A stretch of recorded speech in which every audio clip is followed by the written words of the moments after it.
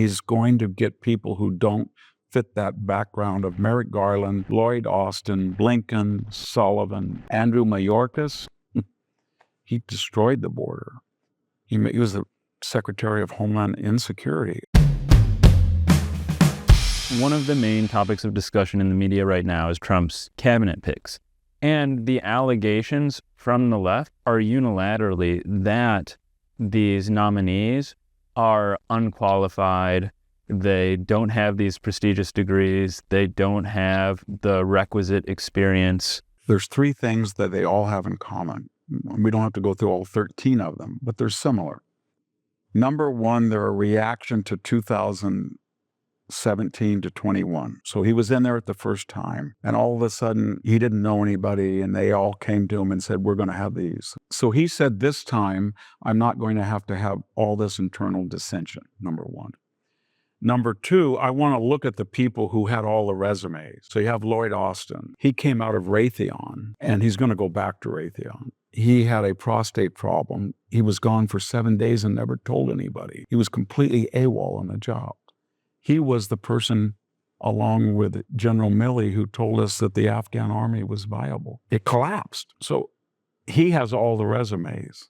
Anthony Blinken, Secretary of State, he has all the resumes. As soon as they came in, they did about 5 things. They restored oil sales to Iran. They begged them to get back on the Iran deal. They suspended offensive arms approved by Trump to Ukraine, and they started pressuring Israel. I could go on a long exegesis, but I think that had a lot to do, that attitude with Afghanistan, that end of deterrence, with what happened with Putin going into Ukraine. So all of the people that these controversial people are replacing had what they didn't. They had acceptability in terms of degrees and experience, and yet they all had been wanting in their jobs. The second thing was that Trump was saying these people with all these sober and judicious, they're politicized, they're weaponized, they're incompetent, and they're dangerous. So I'm going to get people who are loyal. We're not going to have the mess of the first one. Just like Obama did, he fired almost everybody. I can tell you I was on the American Battlefield Monuments Commission. As soon as Obama came in, he fired me. And he fired every Republican on that commission. And that's what Obama did. And I don't blame him. That was what he wanted, people on the same team. But Trump didn't.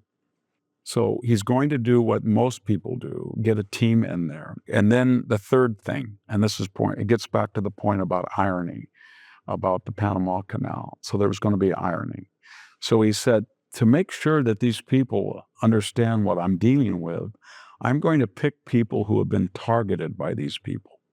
Let's see, National Institute of Health. That is the most important of all the organizations. And under Francis Collins, they targeted people. In fact, they targeted Jay Bhattacharya from Stanford. They went after him. I'll make him the head of it. FBI. They targeted people. They put surveillance on Kash Patel when he was a congressional. I'm going to make him the head of the FBI. Oh, I know. Secretary of Defense. Pete Hegseth wrote a book chronicling all the problems with the revolving door. I'm going to make him the head of the defense part. Oh, Director of National Intelligence. Tulsi Gabbard. She was on a terrorist watch list. She will be the head of the Director of National Intelligence. So that's what he did. So it was an effort to get people on the same page like most people had done, on which he had not done in 2017. It was to get people who were not part of the establishment. And it was to get people who had been aggrieved by the very system that they were now in charge of.